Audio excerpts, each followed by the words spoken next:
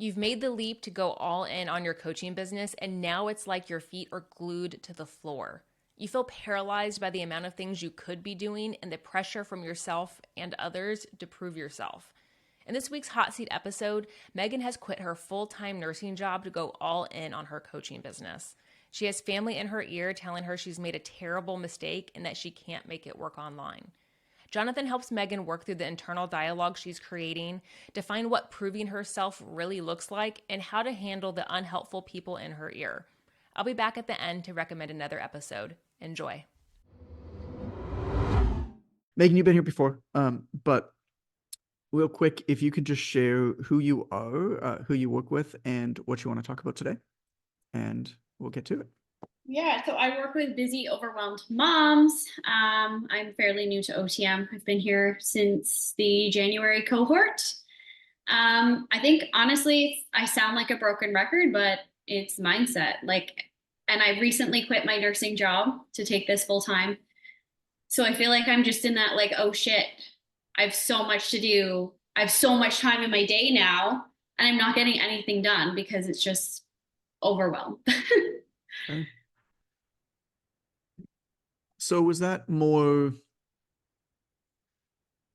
existential kind of worry? Is it prioritization? I mean, I know you just went through a big transition, but Yeah, it's 100% unsupportive family members in my ear. The day I quit, was told I was a terrible parent, terrible mom. How could I do this? People don't make money online. This is a joke. Why did I leave my pension? Like horrible, horrible things from immediate family members.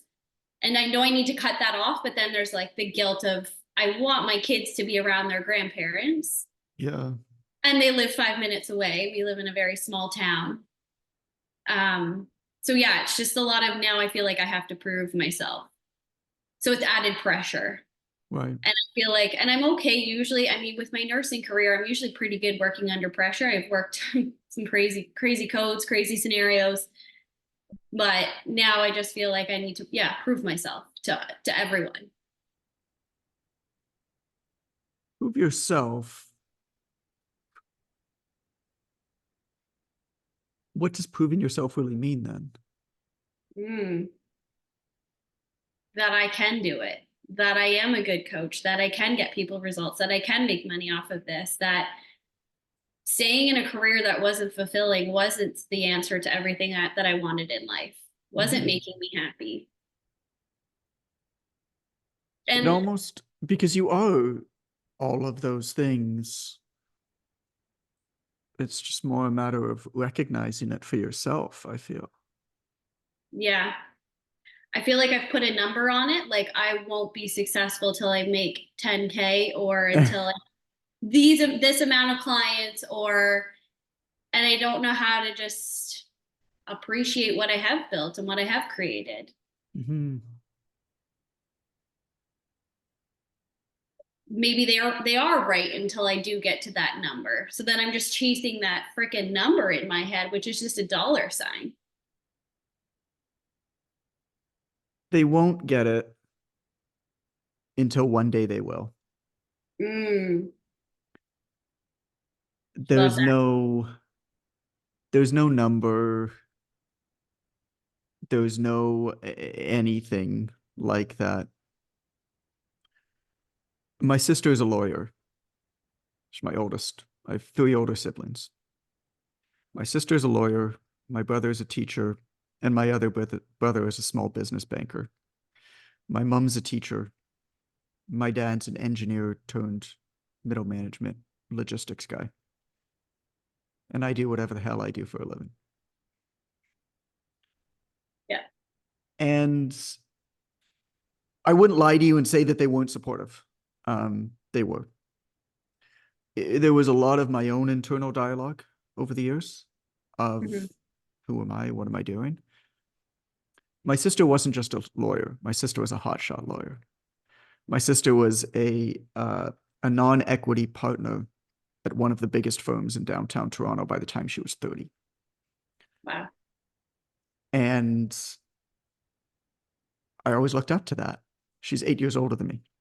So she was doing her going to the bar exam and articling and all of the things that lawyers do, and getting this job and working all these hours and getting this great condo downtown and all this stuff that you're told that you should want. Mhm.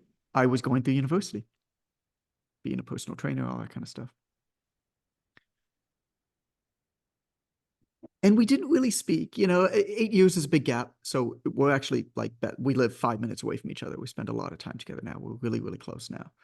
But we didn't really speak for those years. Not that we didn't want to, we were just different parts of our life. But I always looked up to her and thinking that that's what I needed to aspire to do.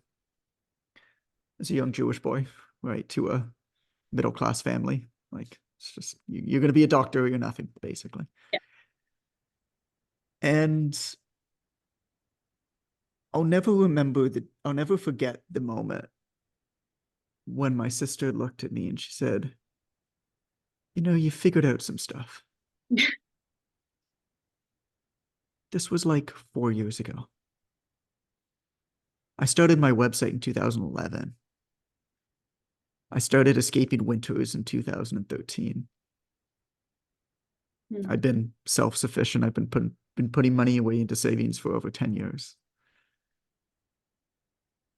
And it wasn't that she didn't support me. It was that she's never verbalized it. Like, she felt it. And there was always respect in that.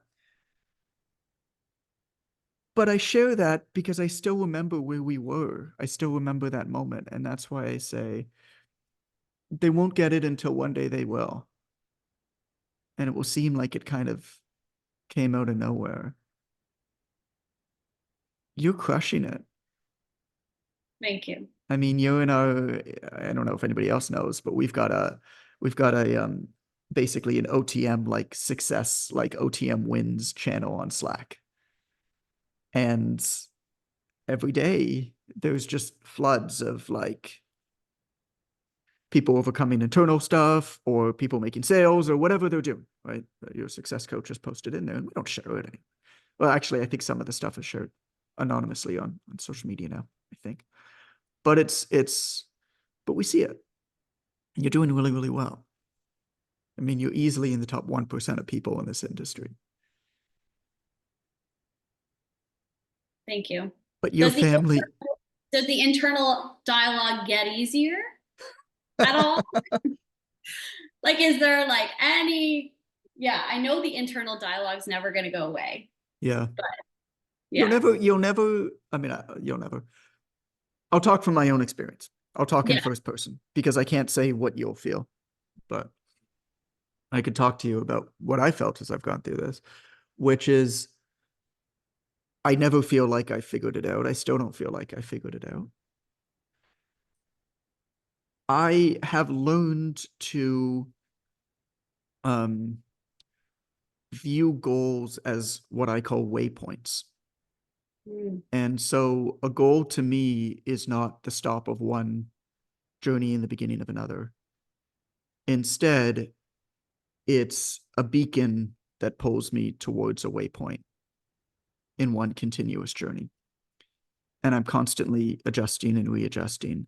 And I've learned, for better or for worse, that that's just kind of the way that it is. I don't know if I like that or not. But I've also learned to accept that I don't know what success is or means.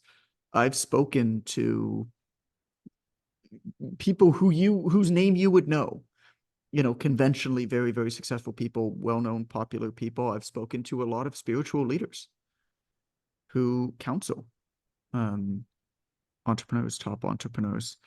And they'll tell you the same types of things, which is, I mean, the analogy that I have, the waypoint beacon type analogy, it pulls you in that direction. It pulls you towards something, but you never feel like you get there. It's just one day and then the next day and then the next day. Again, for better or for worse. There's a section about this in the book that I actually just sent to copy editing yesterday. And it talks about this analogy, this waypoint analogy. And what I say is, I'm going to do everything in my power to make this book a success. And if it works, I'll be really happy. And then I'll start the next one. And if it doesn't work, I'll be sad. And then I'll start the next one. Mm. And even if it is a success, will I recognize that? Probably not. Yeah. I mean, it's Yeah. just, I mean, and so over the years, I've learned to just kind of laugh at it. But part of that, part of it is just for me, I think the biggest difference maker for me was understanding wealth and money and building that philosophy. Yeah. Because to me, that was freedom. You know, I knew that the people that I would love, that I loved, I knew that they kind of got it before they said that they got it, what I was doing. Some of them never have, right? I still get messages from crazy aunts talking about how I shouldn't go to Mexico because Mexico is dangerous. But at the same time, I know that myself and the people who I am taxed with taking care of, my family and our extended family that we care for, right? I know that we're in good shape because I've got a good handle on that. And so that was the biggest difference maker for me, was what amount of money do I want to be putting away every month? How can I invest this, not like a degenerate, but like invest this and know that over time, this is going to be a nest egg that's going to protect me, because then you can continue to really do your thing. And it doesn't, I mean, you know, is 10K going to make you happy?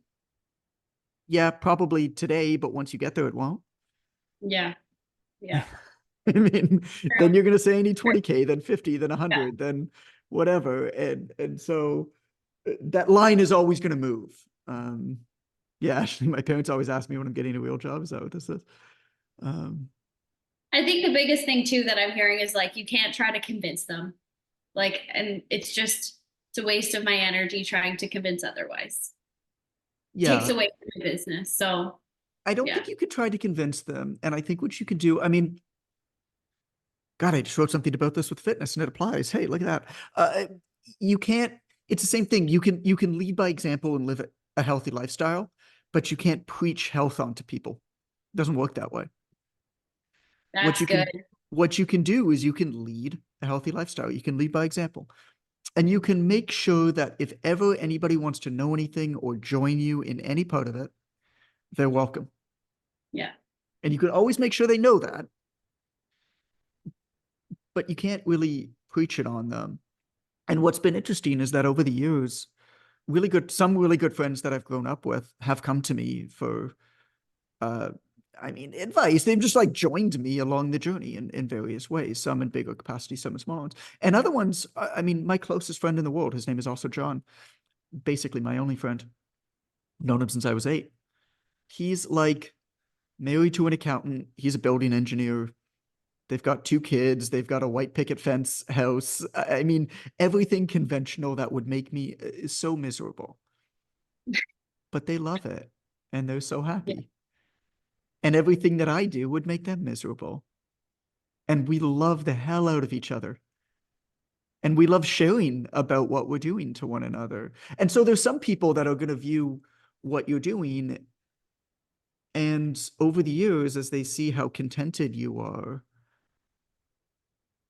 and how much it fills you up, are going to know that it's not for them, but they're going to be really happy for you for it at Yeah. the same time.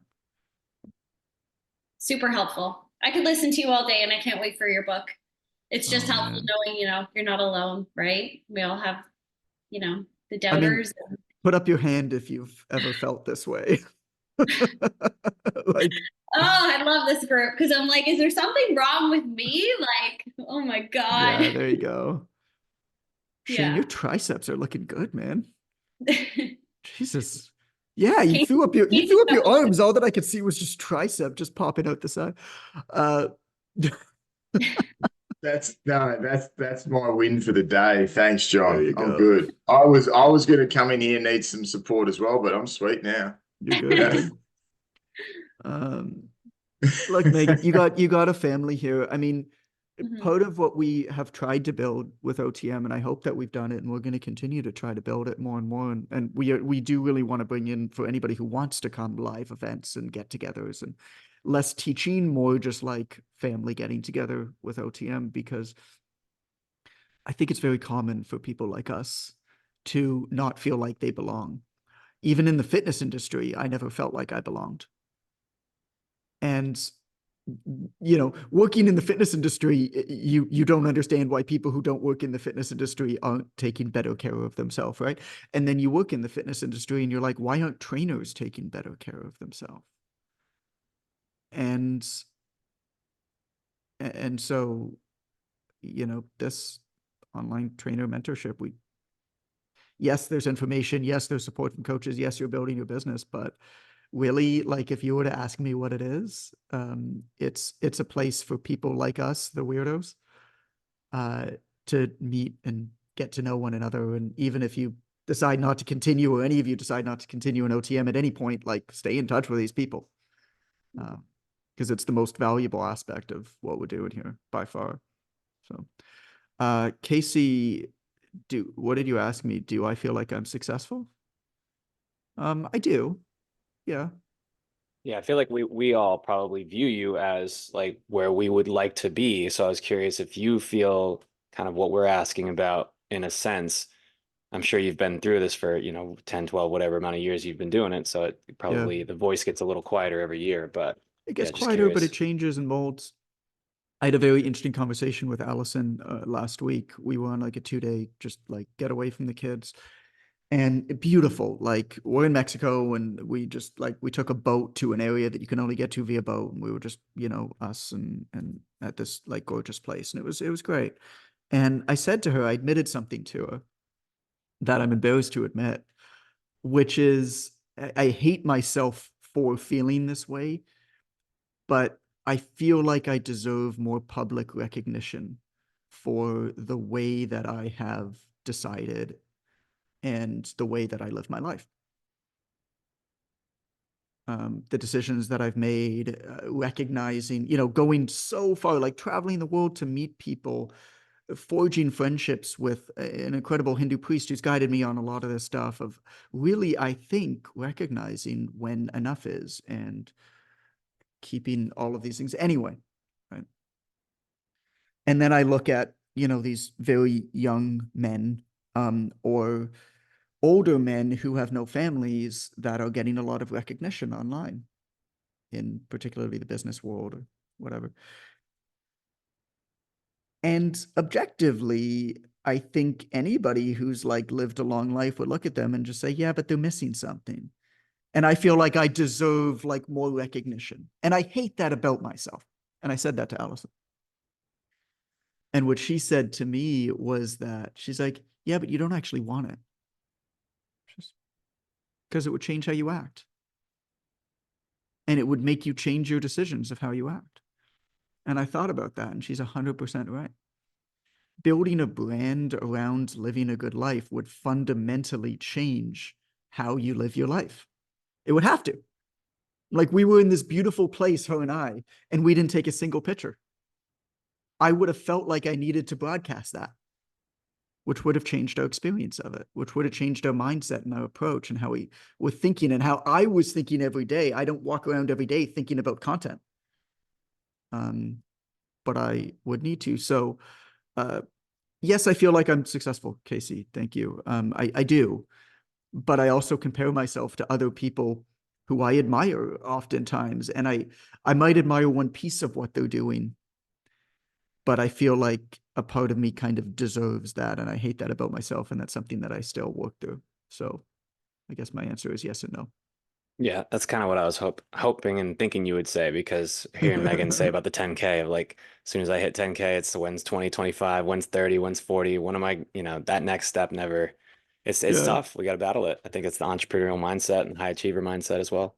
It's funny, man. I put a post up when I hit what was it, 200,000 followers on Instagram. I put a post up and I was like, I finally hit 200,000 followers on Instagram. I used to think that that would make me happy, but now I'm sure that when I hit 300,000 followers, I'll be happy. It's a movie needle. You got to just kind of laugh at it, I think. Well, Megan, thank you for sharing that. That was So, I appreciate you guys. Yep. This community's the best. So same. Amber again, thanks for listening in. This episode was from a group call from Jonathan's online trainer mentorship, where we host hot seats every 2 weeks. The mentorship is where we take anyone doing from $1,000 to $20,000 a month or more and help them scale up. If that sounds like something you'd be interested in learning more about, please DM the word mentor to Jonathan on Instagram at It's Coach Goodman. If you're looking for another episode to listen to right now, I'd recommend episode 82, 4 Ways to Succeed When You're on Your Own. Building a business can be lonely. Friends and family may periodically root you on from the sidelines, but don't follow through when you ask them to share or test something out. You're going to have to do it on your own. In this episode, you'll learn that the stats you see don't matter, how to include others and collaborate to grow, and why you're probably a year too late in marketing your business and what you should do instead. Again, that's episode 82, 4 Ways to Succeed When You're on Your Own. Thanks again for listening, and we'll catch you next week.